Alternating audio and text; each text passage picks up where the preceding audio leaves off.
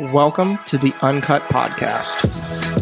I'm Pastor Luke. I'm Pastor Cameron. And this is the Uncut Podcast. We have uncut, honest conversations about faith, life, and ministry. Today, we're going to be talking about sort of what we hope to maybe be a relevant topic. Maybe you've seen or heard about this documentary. Where is it on? It's on Prime. It's on Amazon Prime, so Yep. it's an Amazon original or whatever, Yep. unique to that streaming platform. Shiny Happy People. Right. It's a documentary documenting the, I don't know if it's the rise and fall of the Duggars as much as it's just the fall of the Duggars and sort of some of the Part of it. Yeah, I mean, like, part of it. I haven't seen it. yeah. Cameron has watched all of it. I'm familiar with a fair amount of the material that's probably in there, but not some of the details, perhaps. Right. I would say that the documentary is as much about the IBLP, the Institute for Basic Life Principles, and the what is described as a parachurch ministry of a man named Bill Gothard, and those who essentially follow those life principles. And Yep. there's certain features to their lives and families and faith that are pretty distinguishable. Yep. But the poster child, so to speak, or the poster family for the IBLP Poster family, yeah. was the Duggars, Mm-hmm. is the Duggars, maybe, I don't know. I don't know. And whether or not you ever watched the 19 Kids and Counting or What was that on TLC? TLC, Yeah. and then all of the fallout from what happened with their oldest son Josh, and this documentary kind of comes out of Yeah. all of that stream Yeah. of things. Yeah. So probably up front, it's worth saying, one, if you're like, hold up, I don't want any spoilers for this documentary, that you want to watch it without any sort of spoilers or whatever, warning, spoilers. Although there's nothing really. I don't know. As much as a documentary of recent events can be spoiled for you, Right. I mean, I guess if you're super you were not involved or you didn't know any of that stuff while it was happening, it might be all brand new news to you, and you might want to sit down and just watch the documentary. Or you might not. Or you might not. We're not necessarily endorsing or recommending. I'm going to talk about that in a minute. Yeah. And then the other bit is that the documentary does deal with topics of abuse, sex, and other things of sensitive topics and things like that. Yes. So we don't have planned out exactly what we're going to say or going to talk about, but it's fair to say, since the documentary deals with some of that will possibly at least probably come up in some of our conversation. Yep. So if you're listening with kids, or you're not prepared at the moment to listen to a conversation that might revolve around some of those topics, maybe come back to this or skip this episode if you feel like that's not a good space for you. So Right. Yep. Yeah, I think I would start out by saying that I have really mixed feelings towards documentaries like this in general. Yeah. So I haven't watched it. Well, I watched about 15 minutes of it, and go ahead and finish your thought, because I have a larger thing about documentaries that I just want to say, just as a framing tool. Yeah, I don't necessarily like watching things like this or think that they're particularly helpful in actually either clarifying or working through some of the issues and situations that they present. It's the same with the Hillsong documentary that's out. Which I did watch that one. I did not watch that one. Yeah. And I don't know if it was intentional or not intentional that I didn't watch it. I don't know. But there's a sense in me where I feel like, because some of these documentaries run pretty parallel to a lot of the life that I live, faith and the church Yep. and scripture and family and all of that I want to watch them to get a sense of what the conversation is around it. Certainly not that I'm like, I think that part of the problem, I don't know if it's a problem, part of the thing with documentaries that I don't particularly like is that they, on the front end, communicate implicitly an unbiased perspective on the issues at hand. Yes. Like, these are just the facts. Right. You decide and at the end how to paint the picture. Yeah. But the reality is like documentaries are really creative storytelling. Yes. That has an aim and has a bias and wants to lead the viewer to the place of the conclusion. Now, I'm not saying, that's not to say that like, oh, there's too much bias in this particular documentary and I don't believe it. Like I said, I'm not an apologist for the IBLP. I'm not an apologist for the Duggars. Like, right. Yeah, it's some of the stuff is disgusting. Yeah. But I also want to be aware when I watch things like this, which is why I'm interested because it runs parallel with my life, but I dislike watching it because it's very clearly slanted in a direction, usually skipping across the surface of deeply, deeply nuanced issues. Yes. Yep. And then, so if you're not really entrenched in the issues, it's impossible to have a unbiased conclusion. You just kind of take hook, line, and sinker whatever the documentary producers want you to see or believe. Yeah. So, would you put the Rise and Fall of Mars Hill podcast in a similar category of like documentary? Obviously, different medium. It's audio interviews, but do you feel like this falls in line with that, with kind of this similar thing? I absolutely do. Yeah. Except that podcast, I mean, we could talk a long time about that podcast, and I have a lot of strong feelings about it, mainly because I think that, like, I was hopeful in episode number 1 that this was going to be a deeply helpful thing for the church. And the reality is that it kind of felt to me at the end that this was just a giant witch hunt.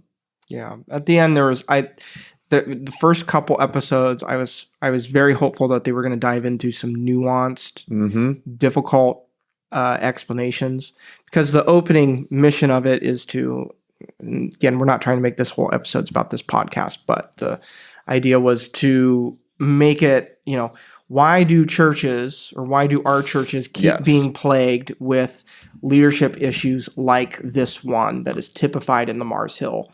Right. Where that answer... What is it about church culture that creates this type of upswell of... Right. And that question at the end is left largely unexplored, in my opinion, and ends up being more of a detailing the dirty laundry of a particular church. Yeah, and a particular person. Yeah. Really. I mean, it does translate out to the church and the elders and those who protected him and everything like that. And again, I'm not a Mars Hill apologist, and I'm not a Mark Driscoll apologist either. Like, not advocating. No, not at all. But again, frustrated that there was nuance that was just correct. Left very, very interesting questions that were left very unanswered or unexamined. So I personally have felt particularly since, like, people can kind of argue with, like, because when we say documentary, right, you probably think of a documentary that you saw, like, in, I don't know, high school. David Attenborough, Like Yeah. World War II, The right? lion, The lion on the plains. Yeah. The nature documentary, right? And documentaries at one point had this philosophy behind them, right? The idea of trying to be as much as possible a unbiased observer, right? Try and tell the story as it presents itself and not try to add interpretive lenses to it, right? And that was at one point the philosophy behind most people who made documentaries. Now, you can argue as to how well they ever actually accomplished that, because the moment you turn on a video camera, things are going to, someone is going to act differently when they know they're recorded, like all those different things, like whether or not documentaries ever achieved an unbiased presentation of the facts is up for debate, but that was at least the goal at one point. And I think many of us still have that concept when we turn on a documentary of like, oh, okay, I'm expecting them to be as unbiased and truthful and present everything kind of fairly and squarely, like, and what I'm going to get is the closest approximation to the truth as possible.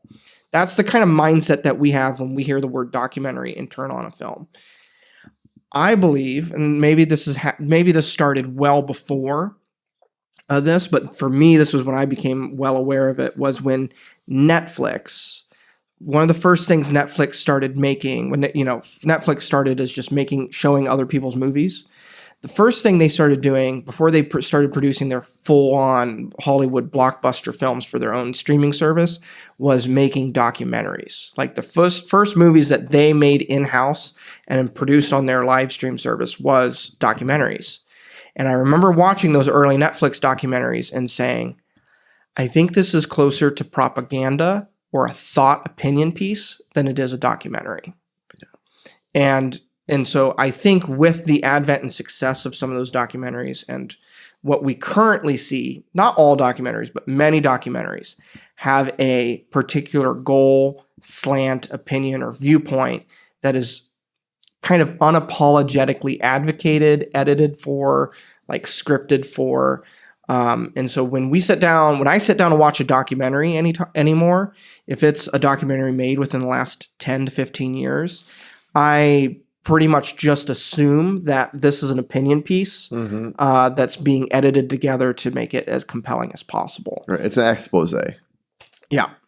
And so, and with that, like if you know how to look for when interview clips are kind of edited together, you can see how things are kind of like, they change the pacing of a thing, or they maybe leave out the framing of a question.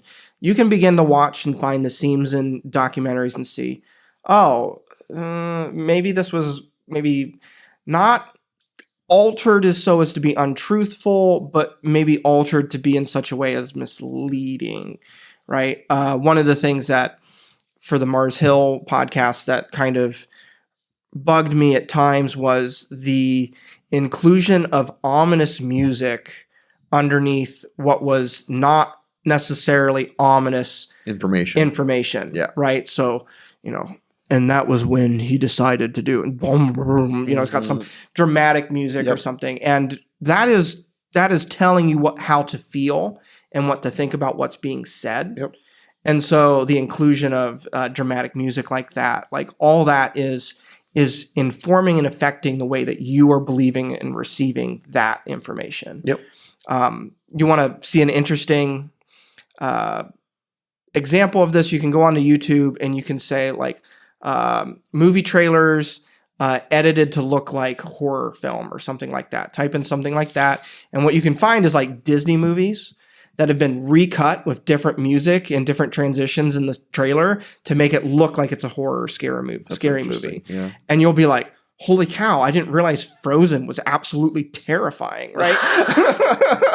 Right. And all that is just changing the editing style, adding different music, cutting different parts of dialogue to make it sound ominous or scary, right? Yeah. And all of a sudden you're like, I'm scared to watch that movie now, right? Because it looks like that. So that can be done in a documentary piece. So all that, I wanted to just throw that out there because that's just like my own personal like media like literacy thing that Yeah. I think we're largely unaware of that shift in media in the last several years that's happened. Yeah. Well, and we also have the dynamic of kind of like natural human tendency to want to rubberneck at train crashes, Yeah. car crashes. Yes. We have a penchant for wanting to view or watch or get in the middle of voyeuristically seeing the calamity of something else. Mhm. I'm sure that there are some really like articulated theological opinions on why we like to do that Right. as humans. Is it just more complicated Schadenfreude? If I can say that German word correctly. Yeah, I don't know. Like it's certainly that, there's this sense of like, I don't know, maybe we like to see disaster in others because we recognize even at a subconscious level our own, like the sinful disaster of our own souls. Mm-hmm. And it makes us feel comforted even for a brief moment to see it reflected somewhere else rather than dealing with it in our own lives. Mm-hmm. I don't know, like that's kind of just made up on the spot there, but yeah. Because part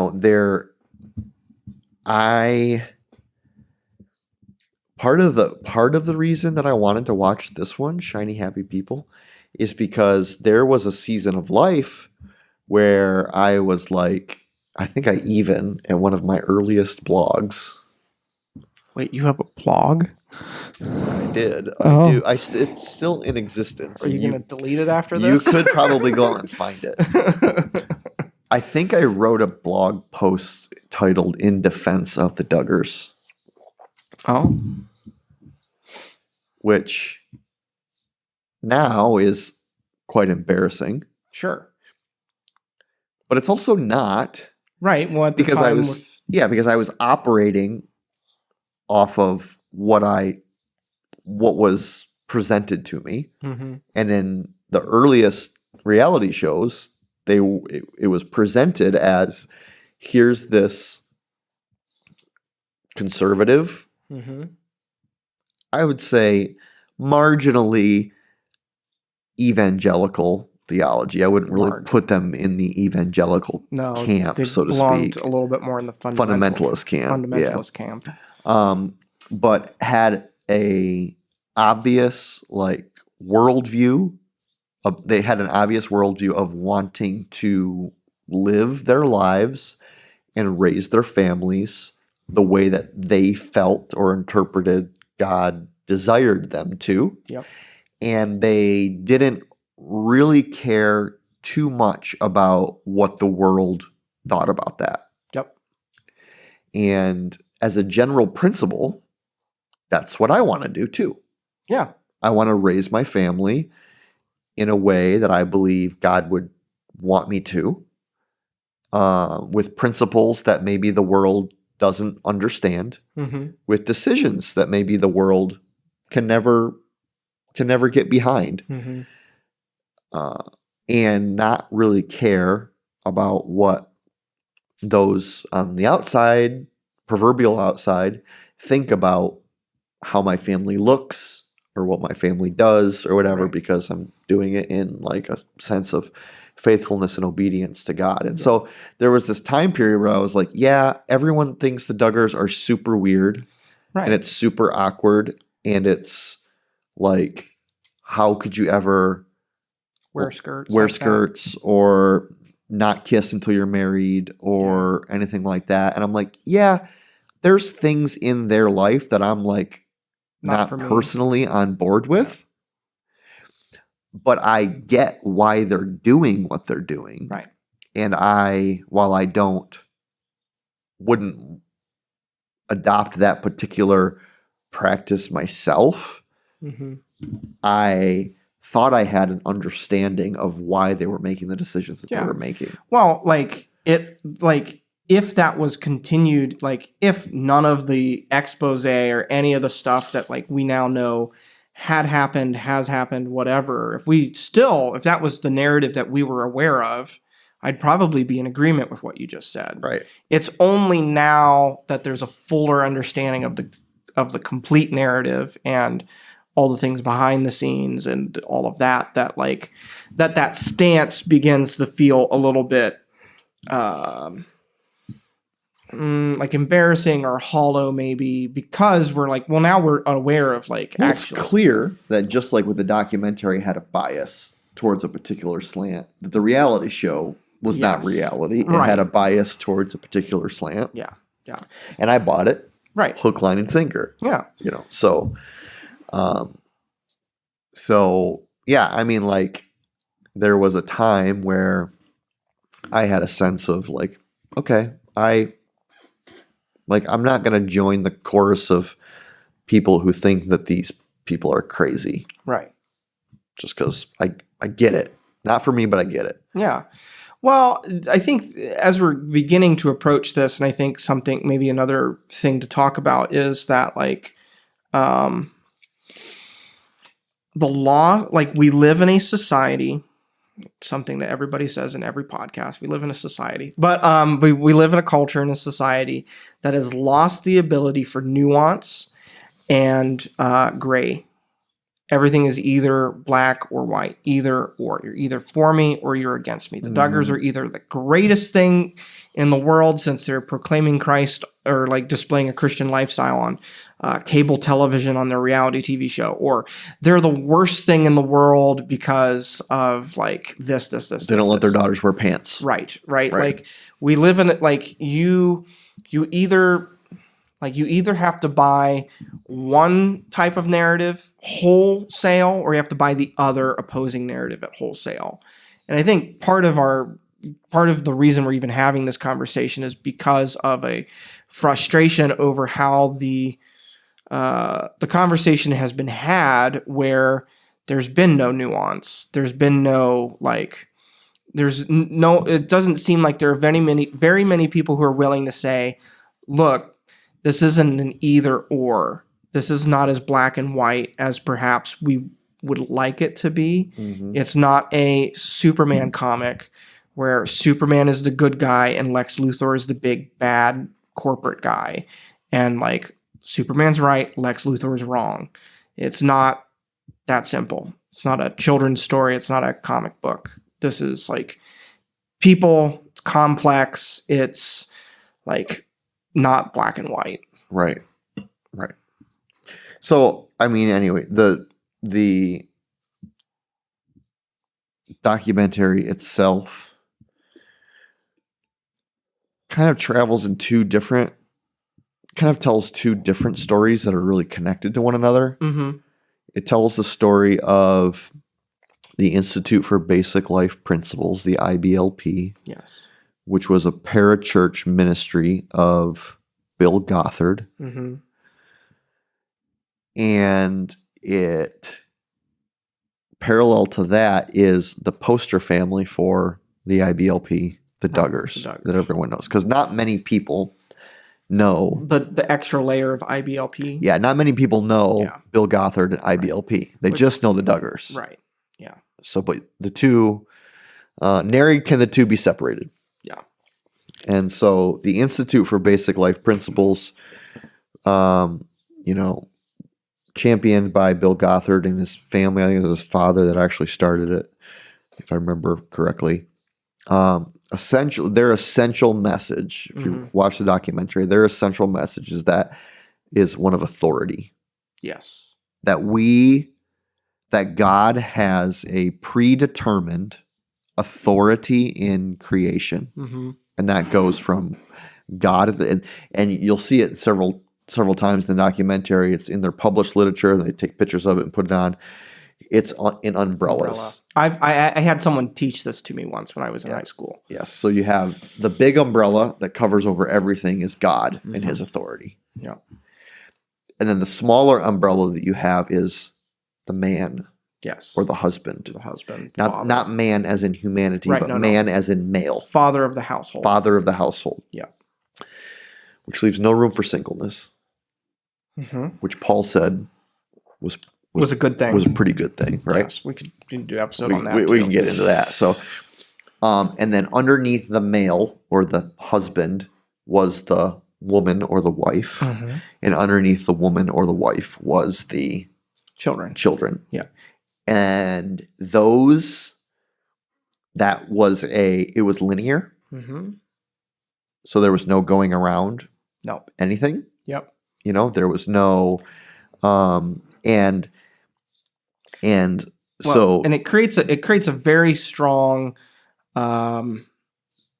equation between God's authority and what God says, and then what your parents say, or the person above you, wherever you sit in the hierarchy. Like if the father has entrusted you to the teacher of the school, or essentially what it does is it empowers every authority figure in your life with the authority of God. Correct. Which creates a lot of room for abuse.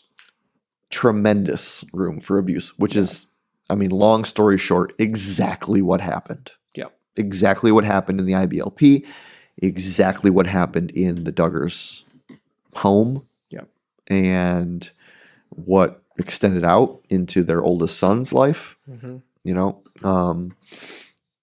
So there's this sense of like, okay, because here's the thing, do I believe from a biblical perspective that God has thoughts on authority?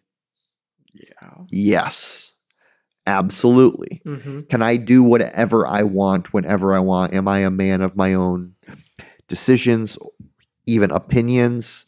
Well, maybe yes, but I sit under the authority of Christ as my head. Okay. Do I believe that God has entrusted children to me? Yes, I do. Am I responsible for them? Yes. Do I have authority in their lives? Yes, I do. I believe that. Right. So therein lies the first nuance, where the narrative in the documentary is, can you believe that the IBLP and the Duggars would promote the idea that you are not independent all unto yourself and that there is authority over you? The nerve of people to be that narcissistic, and even, there's the equation of authority with abuse. Yeah. They go hand in hand, right? And it's not that simple. Can authority be used in an abusive way to do abusive things? Absolutely. Right. And even Jesus talks about how the Gentiles use authority to lord over people, right? But how his authority is an authority that leads him to serve others, right? And so both of those authority structures doing different things. And so it becomes like this story. The documentary becomes this story about how those who have bought the idea of authority from the IBLP have used it only to make women subservient to men and to make children subservient to their parents. And it essentially endows, like you said, the men of the world with unquestionable authority, because to question them means that you're questioning God. You're being rebellious. You're sinning. Yes. Yeah. Very dangerous. Yeah. Very, very dangerous. Very dangerous. Yes. Yeah. Because you see Christ, like Christ says things about even like government authority, right? Give unto Caesar what is Caesar's, right?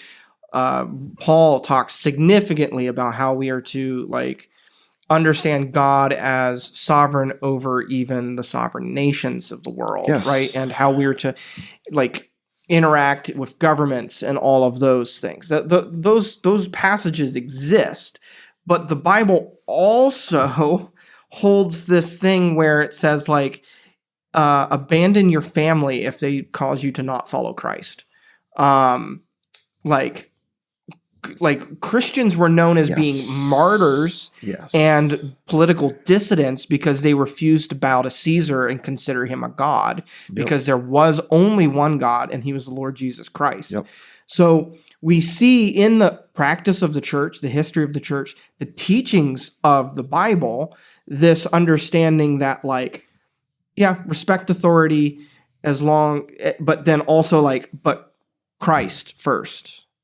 Christ first. Yes. Like there is something that supersedes the immediate earthly authority at all points. Right. And that's we got to hold both of those. Yes. Yeah. And the authority of Christ is itself nuanced, not in its ultimacy, but in the way in which it's mediated to the world.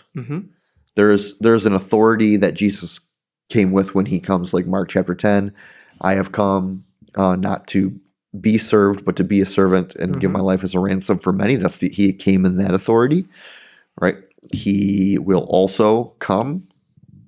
Revelation speaks very clearly about the authority in which Jesus will return. Yes.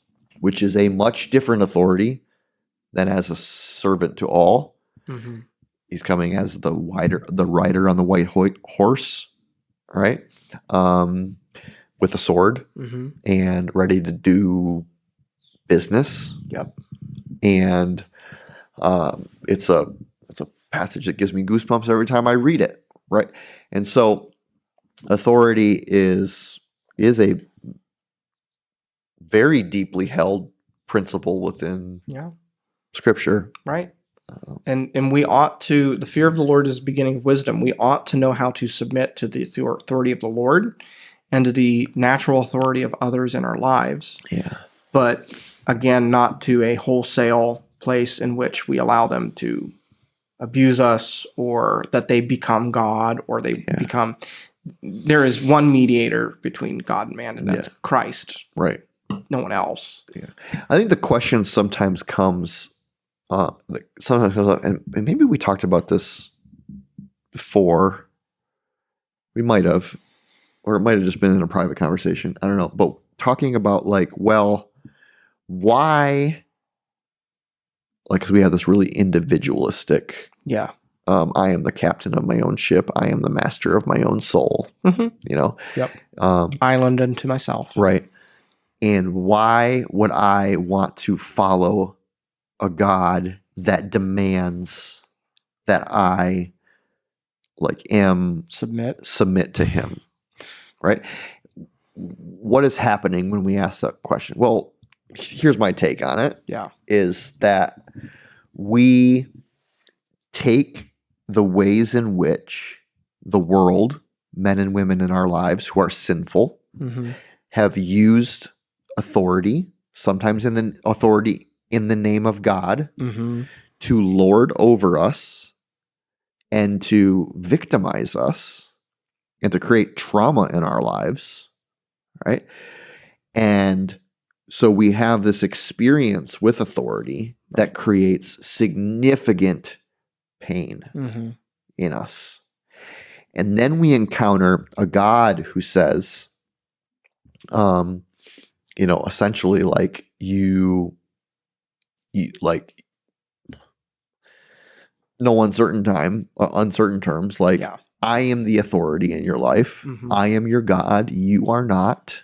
You are not a God unto yourself. What does the clay have to say to the potter? Exactly. Right. And we immediately say, well, it's the same kind of authority that the authority of God in my life creates the same victimization to me than the ill-used authority of men and women in our lives. And it is categorically different in the same way that justice and revenge is different. Yes. Right?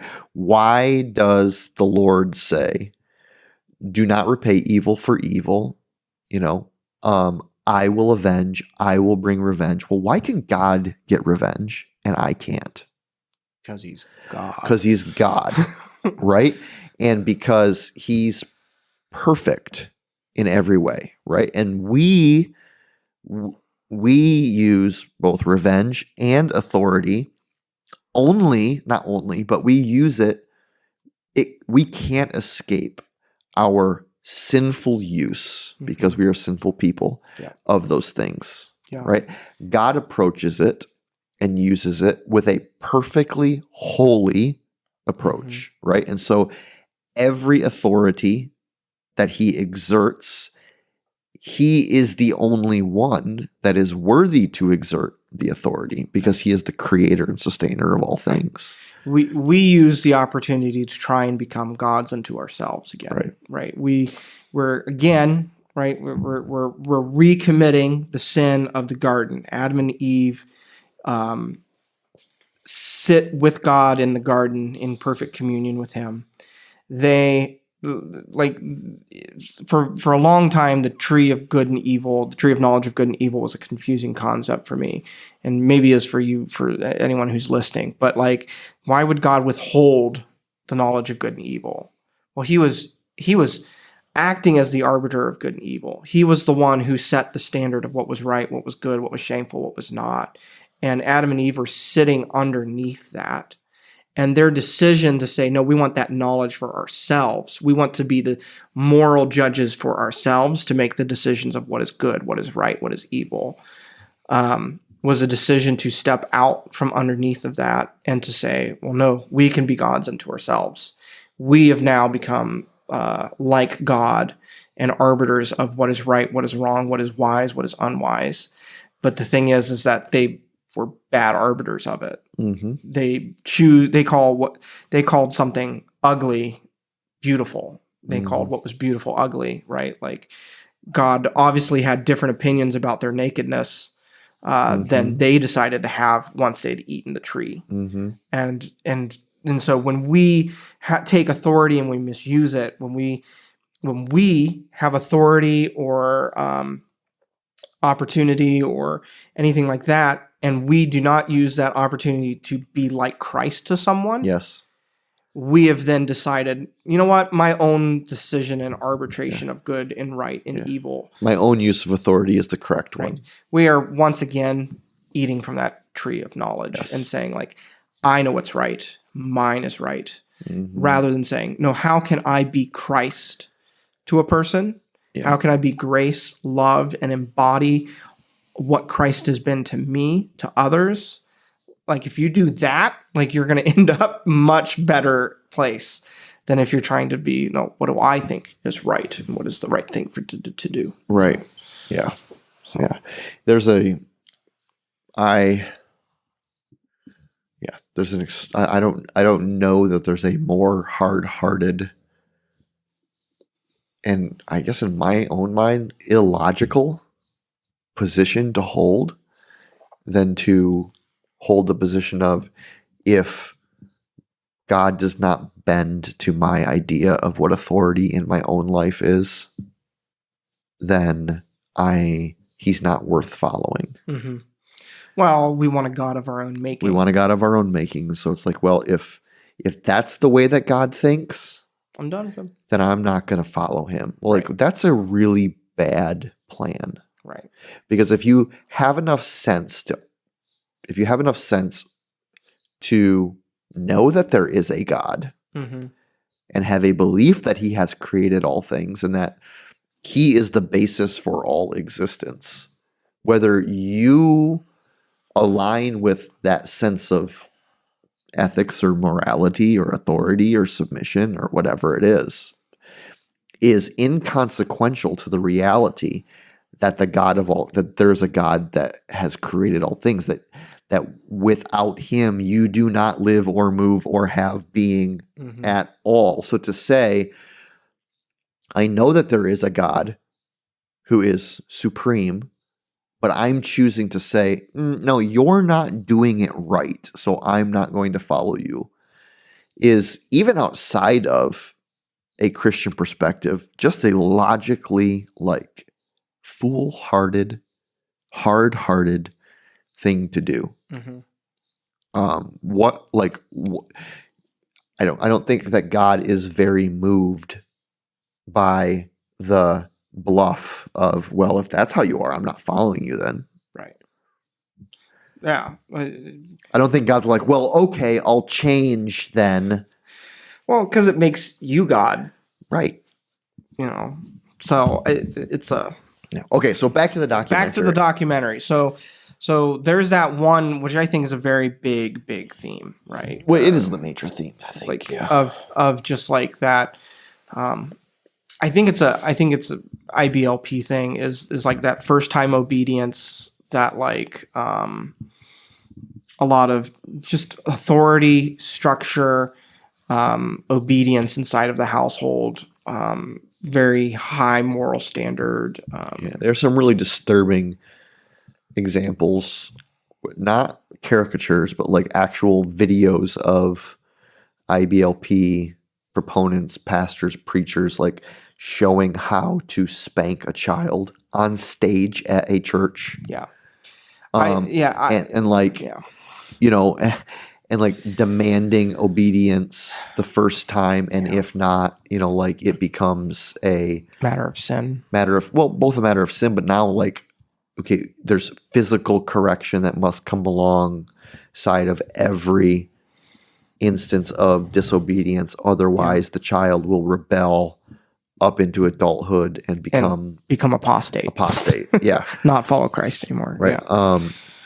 And the one of the more significant themes or threads within that whole movement is, it typifies a super one side of the spectrum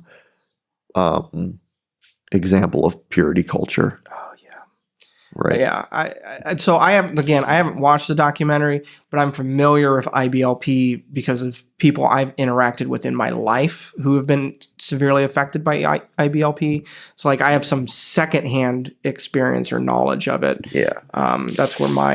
That's where some of my responses and reactions are coming from. Well, and so if you'd ever watched like any of the Duggar documentaries before this one, or not documentaries, reality shows, you saw kind of the outworking of that purity culture, right? Yes. There's no kissing before you're married, no time, zero time spent alone. You had to go, like you had chaperones on every date you went on or every interaction. Right. And it wasn't a dating culture. It was a courtship culture where essentially the father approved the daughter's suitor.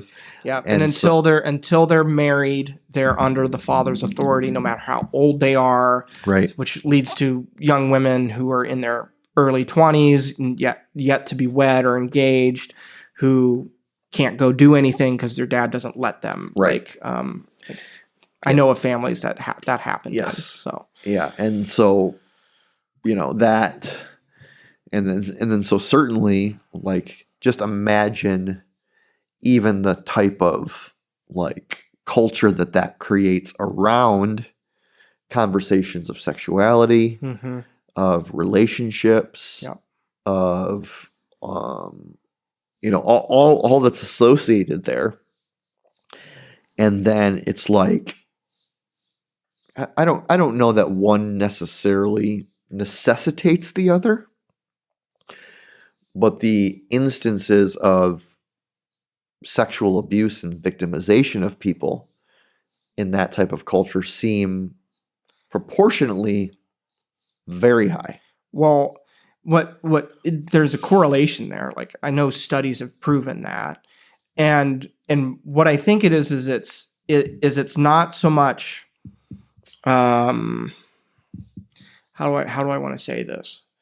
This is kind of tricky to say because of what purity culture means, but it's not necessarily purity culture. It's the shame and guilt of purity culture, and like the tabooness and the guilt, the shame, the lack of education, lack of informed decisions, trust, clarity, honesty, accountability, all of those things that is fostered by kind of a very simplistic one-note conversation that purity culture has, Mm-hmm. fosters all of those other things. And those other things, I think, are what create the instances of abuse, Yep. of sexual misconduct, and all of that. That's how I would frame that. That might be kind of weird to say that I don't think it's purity culture, but what I'm saying is that purity culture is like what it produces. It's a tributary of it. It's a tributary of it. Yeah. So sure. I'm kind of splitting a bit of a hair there, Yeah. but I want to. I think it's more specific to say not just purity culture. It's the guilt, the shame, the like all of those things that come with purity culture that really funnel into that circumstance, at least from my vantage point. Sure. Yeah. And so, the documentary ends up, cataloging some of the more public examples of sexual victimization that happened with the IBLP leader, Bill Gothard himself. Yeah, which I know some of. Right. And then on a more granular view, what was happening within the specific family of the Duggars, which is, I think I felt, so I have the personality where I am a justice-driven person, and I feel like the need for justice when people are victimized, very strongly. It's visceral to me, and so I felt both extraordinarily saddened by what I heard and by what they went through, and the victims of that, just oh my gosh. Heartbroken. Yeah. And angry. Super, super, super angry. And just a whole slew of emotions all wrapped up in the reality of the knowledge that there are 1,001 things that I don't know. Yep. About how it was handled and how it was not handled. Who knew and who didn't know. Yeah. What they said and what they didn't say. Yep. What maybe they did because they thought it was the right thing, but it actually, versus doing it because they had a sense of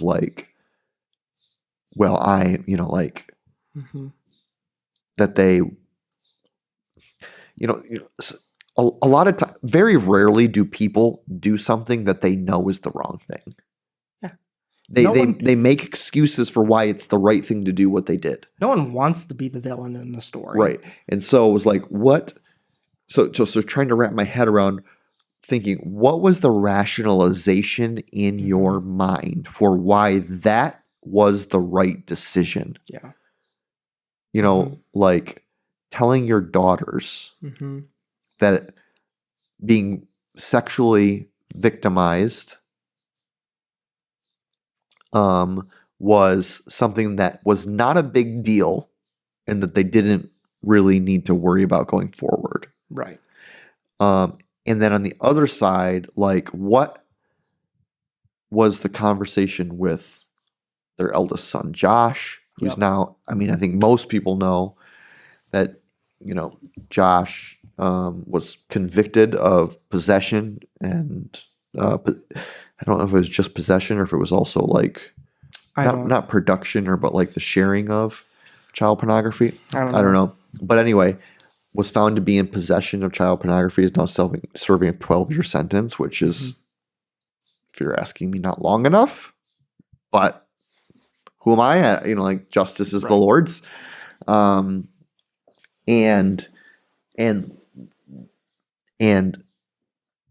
I think one of the big questions that the documentary, I think, wanted to lead us to, or not a question, but a conclusion that they wanted to lead us to was, you see, the IBLP created someone who traffics in child pornography, which is, I think, really unfair to those who were in the IBLP and think at the same time, this is disgusting behavior. Mm-hmm. So there wasn't a nuance there. No. It was only association, right, towards the guilty. Yeah. Well, yeah. And I've watched maybe 10, 15 minutes of the documentary before it was on when I came home one night, and I was just like, the episode was ending, and I can't watch more of this. Yeah. Because I was just getting angry. Uh-huh. I just was like, I need to wind down for the day, and I can't stand to watch it. And again, we're back to this desire to make things black and white, to make them unnuanced, either or, villain, white hat, black hat, good guy, bad guy, right? And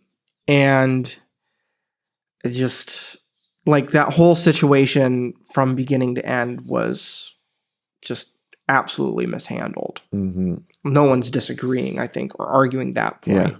But I think the broad brushstrokes that we want to paint everybody with as like evil is just it's not fair. I don't think that's right. Talk a little bit more about that. Well, so like, okay, so again, I haven't watched the whole documentary. I know the general brushstrokes of the story of Josh, the oldest son of the Duggars. But like, I think that there's, when it comes to most, particularly the news coverage that I've always heard and seen, and everything kind of talking about that, kind of uses language and paints him as only a, like, villain, like as someone who's done something absolutely reprehensibly evil. Now, again, what I'm not saying is that what he did was fine, excusable, like inconsequential. Like, I'm not saying that. Yeah. I'm not saying that his possession and sharing of pornography like is like totally reasonable or understandable and should just be excused, right? Absolutely not. Again, I'm entering into the gray here. I'm doing something that not very many people, I don't think, do. And I'm kind of nervous doing because it's a thing that nobody does. Yeah. And when people try and do it, they get lambasted. But at the same time, we also need to look at the story of him and realize that, like, when he began to, I think, sexually assault or his siblings, he was at the age of 12, I believe, which is like either very, very early puberty, and if we're talking he grew up in this hyper purity culture where it's fair to assume he either got little to no sexual education, and his behavior was not handled appropriately, wasn't taken to like the correct professionals, right? Because they're talking about like they sent him away for like a summer. They sent him away for a summer to work at a camp. They tried scare tactics, trying to threaten sending him to prison. But I was like, but he's a minor, right? And what he's doing, because of like his like it's so debatable about his understanding of sexuality, what is right and wrong in sexuality. Yeah. All of that is so ambiguous. Well, and with like his understanding of authority. I'm a male. Right. I have authority. Exactly. I can do like, yeah, exactly.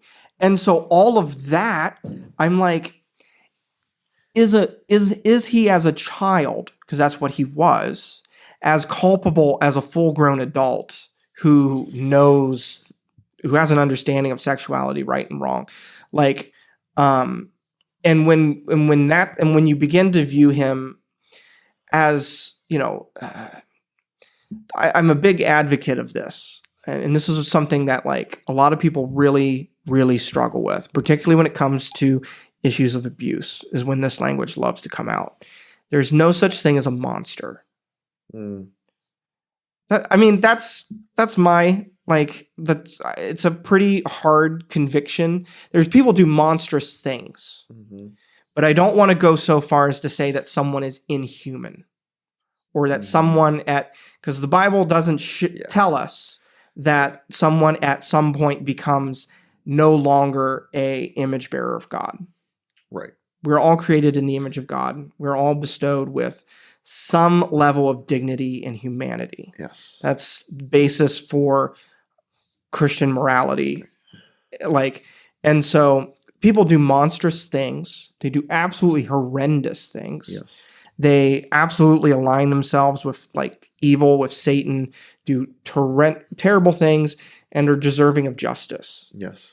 But they do not cease to be human. Mm-hmm. They do not cease to lose the inherent dignity. And when we begin to take people down a peg and say that they are monsters, that they are somehow subhuman because of what they have done, we are undermining a whole lot of theology, morality, and so that's a really hard line to hold. It is. Particularly emotionally, because we want to just say that someone's a monster. Yeah. And I think my thought is that we need to guard ourselves and not just view him, the oldest son of the Duggars, Josh, as a monster, but we need to seek some level of understanding as well. Yeah. Not to, again, excuse.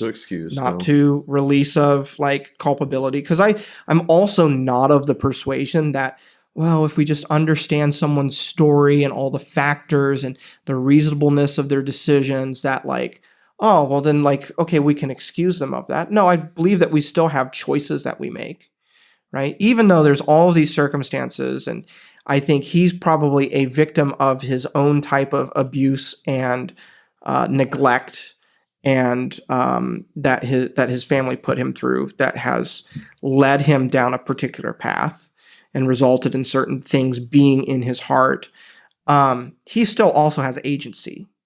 Yes. Right. Yeah. He still made choices. He still made choices. That's a thing, is when we get, as much as I'm an advocate for mental health and psychology and all of those things being incorporated into faith and all of that, one of the unhelpful side effects of some of that language and some of the things is that by empathizing and understanding, we can come to a place where we see that they're no longer morally culpable. They're just a consequence of the things that happen to them, or their effects, or the disorders. No. Agency still exists. Yep. Right? 100%. So if I can just trying to venture that out into the gray a little bit and say essentially the earliest example that we have of Josh walking down this pathway of this is not okay behavior, where those responsible for him were in, here's your language, authority over him, extraordinarily mishandled in his upbringing, his education, his context, his all of these things, that there is, that it is a part of the story. It's a part of the story. It's a part of the story. We're not going to say that, it's causing anything or not causing something else, only to say that what he did was horrendous. The story is very complex. Yep. The culture that he lived in was not favorable to a strong therapeutic response at the age of 12, which is what he needed. Right. And whether or not the lack of proper response produced what happened later in his life, I don't know that anyone can say. Nobody can say that. Causation versus correlation. Right. Who knows? Contributing factor. Right. But he still has agency. He still has agency, because as an adult who's married and has children. Yeah. I'm not willing to dehumanize him enough either to remove agency and choice from him. Yeah. Right? Because you could dehumanize him two ways, right? Yeah. By making him just an unsympathetic monster, or also by just making him into a totally understandable, inevitable consequence of the things that happened to him with no agency. Right. Both of those results in something that's less than human. Right. So. And I think it's, and the reason I even venture to say all of that at all is because of like just an awareness that inside of very hyper conservative Christian families where sex is not well taught, we're taught about at all, we're educated, that like things like that or adjacent to that or misunderstandings, shame, all the stuff that kind of happens when you have children coming of age, beginning to understand sexuality with zero helpful direction sometimes. Things happen, and things like that happen often at a higher correlation inside of conservative Christian families than outside. Yeah. And so it's worth saying that. I think it's worth venturing out and saying, like, this is not necessarily, I don't know. Like, I don't know who's going to hear this podcast and what everybody's history and experience with all of that is. And so I think it is worth venturing out into that and saying, like, and holding a little bit of space for the difficulty of all of that and the nuance of that. Yeah, the difficulty of walking a hard line all the time. Yes. Yeah. And so that's what I think. And I think that's worth doing because I think people might, I don't know. I know lots of people who've grown up in circumstances like that with sexuality was taught in a puritanical way. And there's lots of things that happen inside of that that bear long-term consequences on people's lives. If you're one of those people, I'm so sorry. Yeah. Genuinely and compassionately so sorry for your experience and what you endured and what you may have gone through or may not have gone through because of it. Mm-hmm. So, yeah. I think that's probably a good point to stop today. Yeah, it's not the most uplifting or conclusive place to leave, but that's probably where we should end the conversation for now. As always, we'd love for you to comment. If you're watching it on YouTube, it's easy to comment there. You can watch this podcast or listen to this podcast in all the normal places. We also have a texting line where you can text us questions or even comments on the particular podcast episodes that you listen to. 716-201-0507 is the number to text us. And we appreciate you listening. And if you wouldn't mind liking it, sharing it, or subscribing, that would be really helpful for us. And we'll catch you on the next one. See you next time.